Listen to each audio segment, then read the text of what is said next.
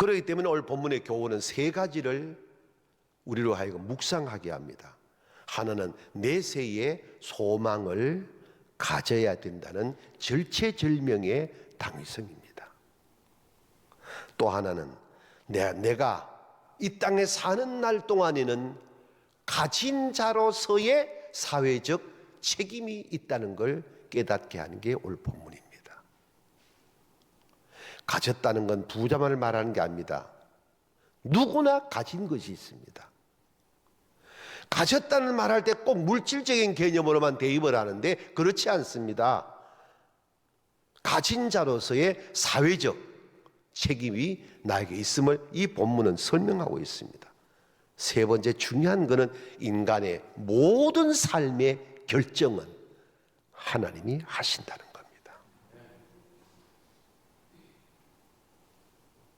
이 모든 중심의 내용이 뭡니까? 관심이라는 거예요. 그래서 오늘 본문의 말씀을 통하여 진정한 개혁된 오늘의 나의 삶을 연주하기 위한 메시지가 세 가지가 나오는데 그 첫 번째가 진정한 관심은 상대방의 입장을 내 입장으로 바꾸어 놓고 생각하는 겁니다. 거기서 출발됩니다. 우리 역지사지란 말을 잘 알고 있습니다. 혹은 역지개연이란 말도 씁니다. 너의 입장을 내 입장으로, 내 입장을 너의 입장으로 딱 바꿔 놓으면 이해 못할 것이 없습니다. 용서 못할 것이 없고 관용 못할 것이 없고 사랑 못할 것이 없습니다. 그리고 오늘 본문의 주제가 뭡니까? 이 부자는 자기가 매일 출입하는 대문간에 이 나사로가 어떻게 사는지, 무엇을 먹는지, 무엇을 마시는지, 상황이 어떤지 전혀 관심이 없습니다.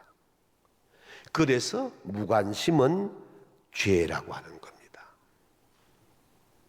부부간에 살면서, 부자지간에 살면서 교우를 우리 모두가 그 나라의 형제 자매라 하면서 내 옆에 앉아있는 너가 아픈지 외로운지 힘든지 고통스러운지 전혀 관심 없이 오늘 나는 성전에 올라와 예배하며 내 마음의 소망만 이루고 내 뜻만 이루고 돌아간다. 아닙니다. 주님은 그걸 원하는 게 아닙니다. 예배하면서 우리의 관점이 하나님에게로 향해야 되고 하나님에게로 관점이 향하면 저절로 내 옆에 앉아있는 형제 자매에게로 내 마음이 가게 되어 있는 줄로 믿습니다. 그것이 축복입니다. 그것이 개혁된 삶의 내용인 것입니다.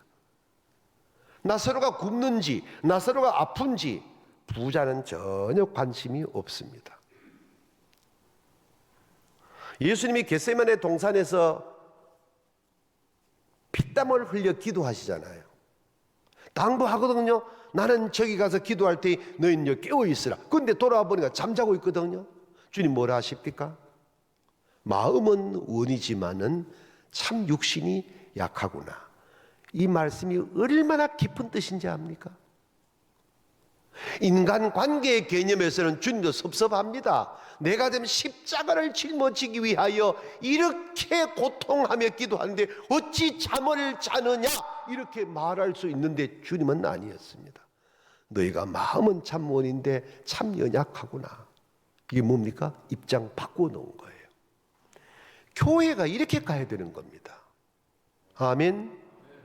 교회가 이렇게 가야 교회가 되는 겁니다. 근데 아니거든요. 목사는 목사의 입장에서, 장로는 장로 입장에서, 성도는 성도 입장에 자기 입장만 갖다 대놓고 상대방을 전혀 헤아리지 않기 때문에 날마다 분쟁하고 시끄럽고 행복이 없는 거예요. 이게 개혁의 주체가 된다는 거예요. 왜 그럴까요? 사랑이 없다는 거예요. 사랑이 없다는 말이 구체적 개념으로 어떻게 표현돼? 관심이 없다는 거예요. 우리 교회가 지금 어떤 위치에 있는지, 우리 목사님이 어떤 아픔이 있는지, 우리 교회가 어떤 내용을 갖고 있는지 관심 없어요. 나 혼자 와서 예배드리고 내가 원하는 바 말씀을 통하여 은혜 받고 돌아가고 아니잖아요. 분명히 아니거든요, 그게. 근데 우리는 그렇게 살면서 여전히 입에서 나오는 말은 뭡니까? 개혁돼야 된다 그런단 말이에요. 요한복음 8장에 가늠한 여자 얘기하잖아요. 바리새인들이 머리채 끌고 예수 앞에까지 왔잖아요. 머리채 잡고 예수님 앞에까지 올 때의 여정은 아무도 몰라요. 저는 이렇게 표현합니다. 그것이 여론조성이라 이렇게 표현합니다. 왜? 모세 율법은 가늠한 여자는 현장에 돌로 쳐 죽이면 돼요. 그런데 왜 굳이 머리채 잡고 예수 앞에까지 끌고 옵니까? 그리고 갖다 놓고 질문합니다. 모세의 법으로는 율법에는 이런 여자는 죽이라 했는데 당신은 어떻게 할래? 주님 뭐라 합니까? 누구든지 죄 없는 분이 있으면 돌로 치십시오. 이 말씀의 주제가 뭡니까? 여자의 입장에서 들어간 거예요. 이게 복음입니다.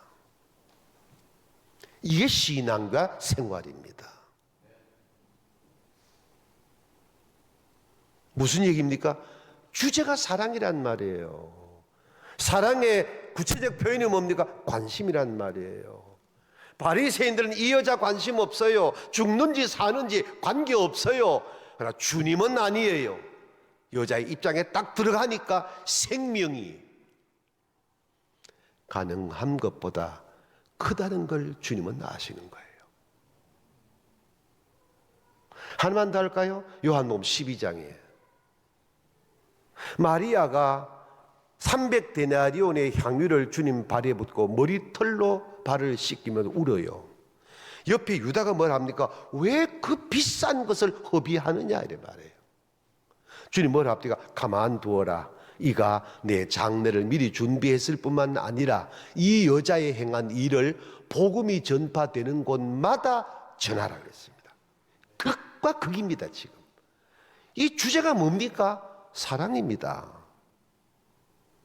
마리아의 관점은 오직 주님 사랑입니다. 유다의 관점은 오직 돈의 사랑입니다. 그러니까 똑같은 사건을 두고도 유다는 그 귀한 비싼 걸 허비하느냐로 표현하지만 마리아는 말없이 쏟아붓고 머리털 풀어 발을 닦는 거예요. 그래서 사랑은 관심이라는 거예요. 제가 아내한테 얘기를 했어요. 여보, 참 내가 미안하다. 젊은 목사들을 데리고 좀 더 좋은 목회하게 하기 위하여 속된 말로 끌고 내가 1박 2일을 다녀왔는데 다녀오면서 저렇게 우리 담임 목사님이 육체가 연약한 걸 보고 내가 참 마음이 아프다. 그러니까 제 아내가 할 맛이 그러더라고요. 나중에 삭스핀 사주면 되니 더 이러더라고. 농담이지만 그 말 속에 사랑이 있거든요. 이 말씀의 내용의 주제는 관심이거든요. 그래서 진정한 사랑은 관심인데 관심이란 너의 입장을 내 입장으로 바꾸어 놓고 생각하는 데서 출발한 줄로 믿습니다. 두 번째, 진정한 관심의 내용은 복음의 삶을 실천하는 거예요. 복음이 뭐예요? 복음이 뭘까? 로마서 1장은 사복음서를 다시 정리해가지고 복음에 대한 설명을 사도 바울이 아주 리얼하게 설명하는데 제가 읽어드릴게요. 로마서 1장 2절부터 4절인데 이 복음은 하나님이 선지자들을 통하여 그의 아들에 관하여 성경에 미리 약속하신 것이라. 그 다음 그의 아들에 관하여 말하면은 육신으로는 다윗의 혈통에서 나셨고 성결의 영으로는 죽은 자들 가운데서 부활하사 능력으로 하나님의 아들로 선포되셨으니 곧 우리 주 예수 그리스도이시니라. 아멘. 복음 이퀄 예수라 이 말이에요. 아멘. 복음이 뭐냐? 예수란 말이에요. 그럼 복음의 삶이란 뭐냐 하는 거예요. 복음은 예수인데 삶은 뭐냐? 복음은 그리스도의 복된 소식이지만 삶은 그 예수 그리스도의 복음을 내 삶에서 연출해낼 수 있을 때 복음의 삶이 되는 겁니다. 사도 바울이 이 말씀을 쓸 때 생활하라, 복음에 합당하게 생활하라라고 말씀하는데 이 풀리투오라는 헬라어를 썼더라고요. 찾아보니까 이 풀리토란 말이 폴리테리아라는 말에서 파생되어져 나온 말인데 이 자체가 가진 뜻이 뭐냐? 시민으로서 살다, 시민답게 살다, 그 나라의 시민으로서의 책무를 다하다. 근데 이 시민 앞에 바울이 강조하고자 하는 핵심 메시지가 뭐냐? 저와 여러분은 예수님 때문에 이 땅의 사람이 아니라 그 나라의 시민이고, 동의합니까?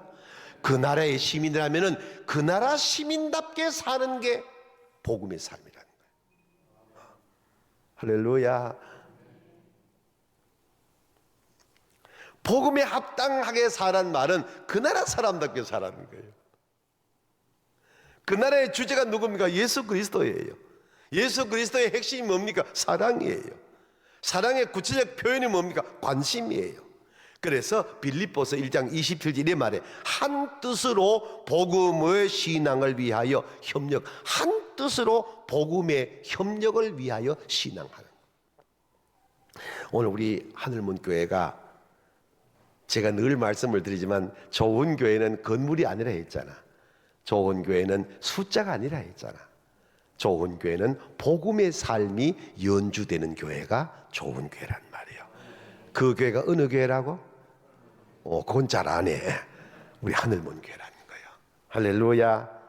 인간에게는 제가 늘 다니면서 강조하는 건데 누구에게나 10가지가 있다면은 아무리 이런 단어를 쓰면 안 되는데 강단에서 미안한 말 쉽게 쓸게. 아무리 망나니 같은 이런 말 쓰면 안 됩니다. 망나니 같은 인간도 9개가 나쁘면은 한 가지는 좋은 것이, 동의합니까? 안 하나? 동의하시죠? 아무리 인간답지 않은 악한 사람도 하나는 좋은 것이 있습니다. 아무리 훌륭한 사람 같아도 하나는 나쁜 것이 있습니다. 복음의 삶이 뭐냐는 거예요. 감히 저는 이걸 일찍이 터득했기 때문에 이렇게 사는 것이 복음의 삶이라고 몸부림치며 이 삶을 흉내를 내며 여기까지 온 거예요. 무슨 말이냐? 내가 너를 볼 때, 관계를 가질 때 너를 볼 때마다 9개 나쁜 걸 저는 안 봐요.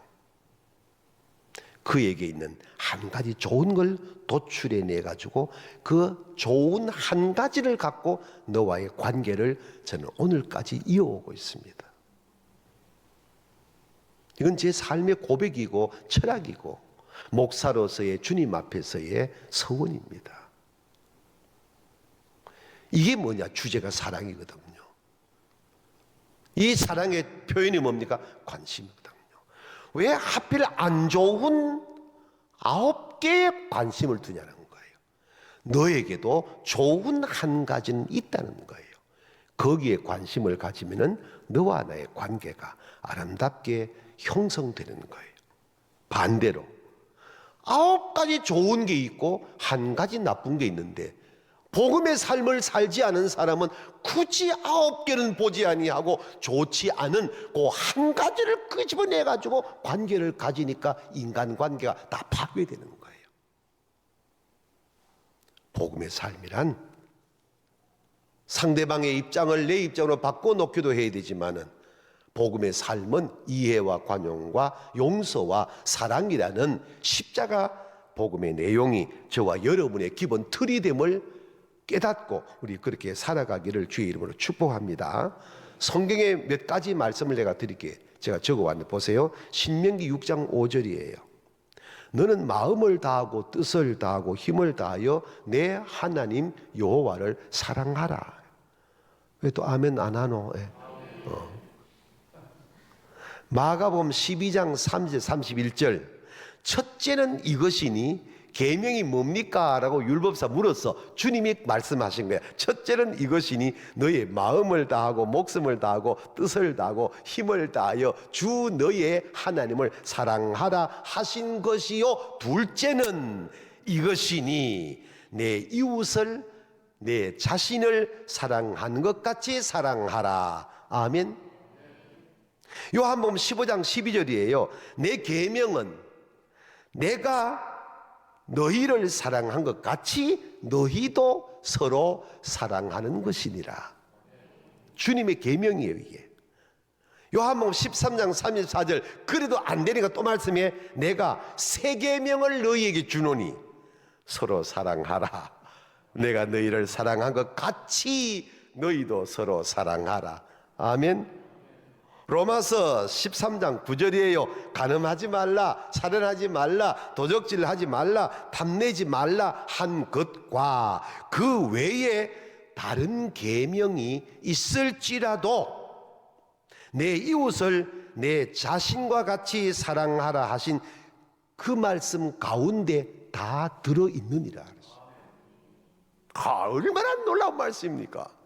이것저것 하라, 이것 하라, 저것 하라, 이것 하라, 저것 하라, 수많은 것이 다 있다. 그런데 이 모든 내용을 내 자신과 같이 이웃을 사랑하라, 여기에 그 모든 것이 다 들어있다 이 말입니다.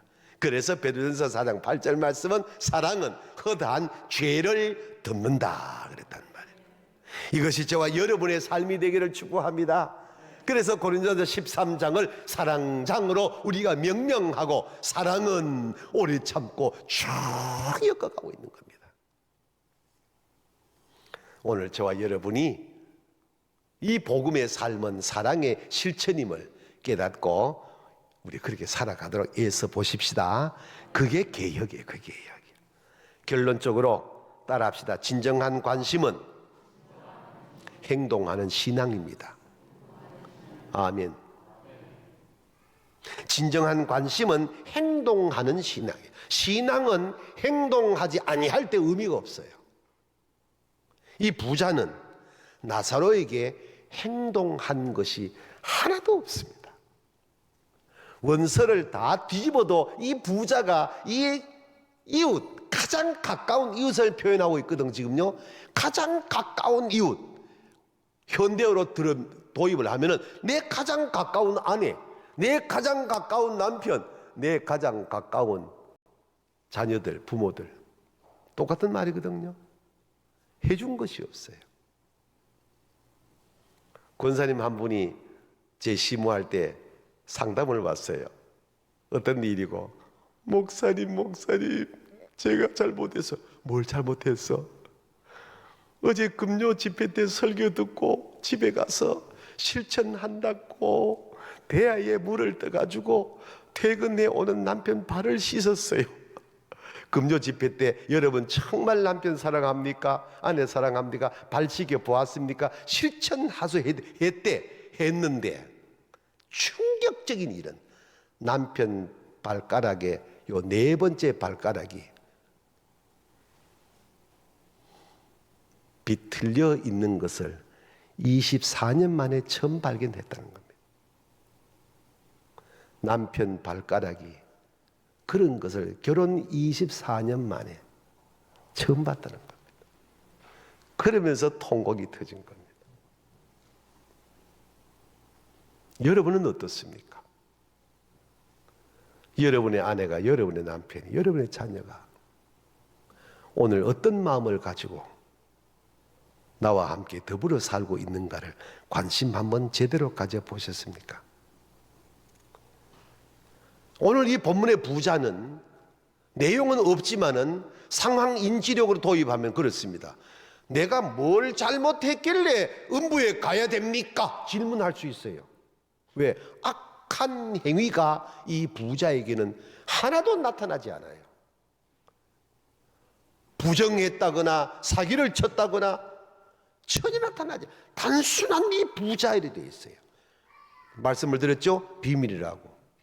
이 부자가 음부에 간 것은 가장 가까운 이웃 나사로에게 한 것이 없어요.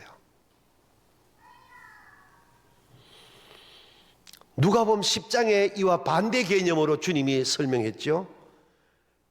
강도 만난 한 사람이 죽어가고 있습니다. 당시의 최고 종교 지도자 율법사도 지나갑니다. 레위인도 지나갑니다. 그냥 다 통과합니다. 그런데 당시에 유대인들이 가장 혐오하고 편매하고 관계를 갖지 아니하고 하나님의 나라의 백성에서 제외시켰던 사마리아 사람이 거기를 지나가다가 그 사람을 보았습니다. 보니까 내용상으로 유대인입니다. 원수시하는 관계입니다. 근데 그가 죽어가고 있습니다. 같은 동료는, 지도자는 그냥 갔는데 그 당시에 서름받고 있던 이 사마리아 사람이 지나가다가 깜짝 놀라서 긴급하게 치료하는데 포도주를 상처에 붓고 싸매고 자기 나귀에 태워서 주막에 딱 모셔놓고 주막 주인에게 내가 갈 길이 바쁜 사람인데 이 사람을 잘 돌봐주면 내가 돌아와서 당신이 수고한 모든 대가를 치르겠다. 그리고 주님이 묻습니다. 네 생각에 누가 이 강도 만난 자의 이웃이 되겠냐? 자비를 베푼 자입니다. 너도 가서 그리 행하라. 끝입니다. 주일 예배가 없어서 개혁이 되지 않은 거 아닙니다.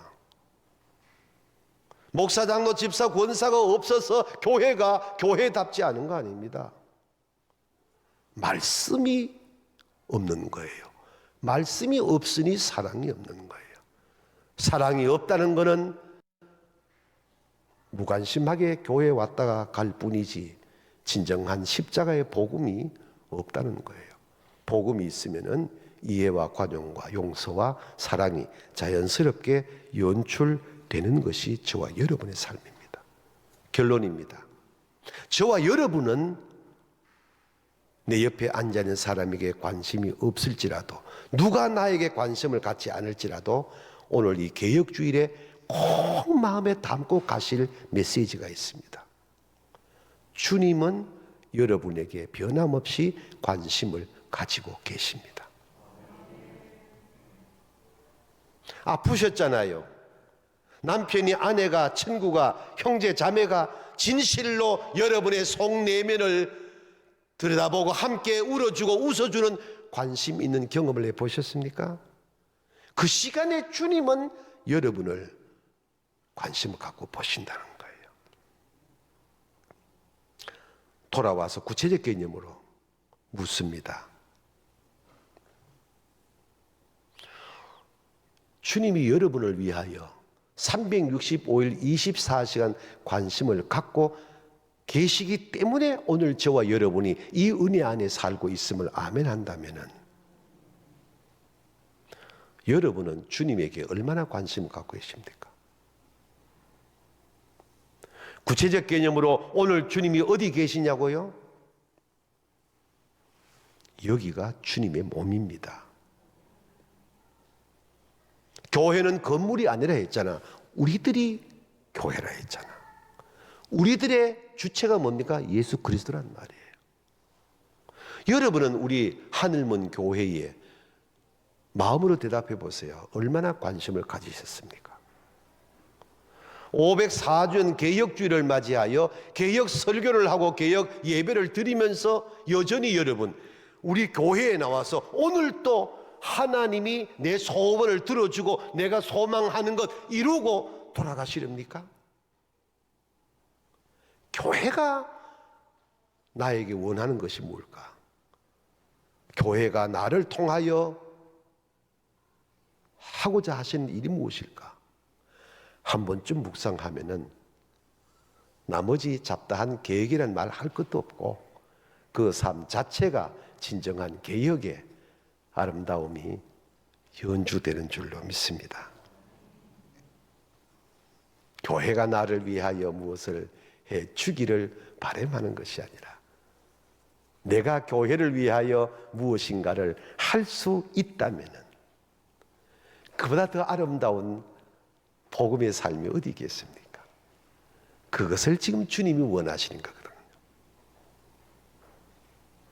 우리 하늘문 가족들은 이것을 마음에 담고 더 좋은 교회를 만들어 가는데 손에 손잡고 동역하고 동행하는 은혜가 있기를 축복합니다.